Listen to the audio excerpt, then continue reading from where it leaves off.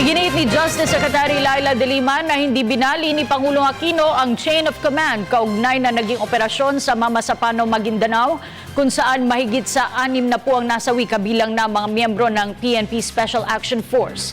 Ang detalye mula kay Joseph Parafina.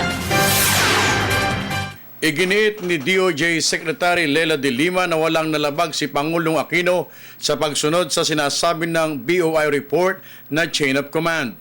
Ayon sa kalihim, civilian in nature ang PNP, kaya't lumalabas na Chief Executive lamang ang Pangulo at pwede niyang kausapin ang sinumang opisyal na hindi dumadaan kina DILG Secretary Rojas at PNP Chief Director Espina.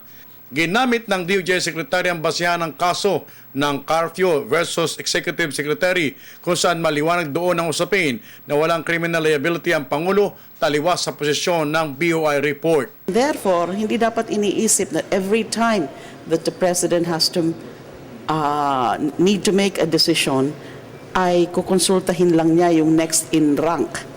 Diba? In the first place, kaming mga cabinet members, lahat kami, we are alter egos of the President.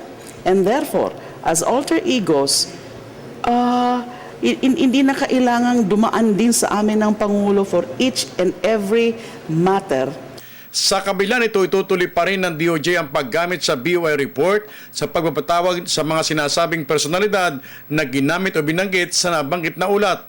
Kasabay din ito, inutusan din ni De Lima ang investigating team na mag-request na sa MILF ng kanilang mga kakailanganin para makatulong sa pagpapatuloy ng kanilang gagawin na pag-iimbestiga kung sino ang dapat managot sa Mamasapano incident. Ini-evaluate yung BOI report at aalamin nga namin kung meron ba kaming kailangan tawagin din, i-invite din ng mga personalidad na nabanggit sa BOI report for purposes of clarificatory questioning. Para sa Telebisyon ng Bayan, Joseph Parafina.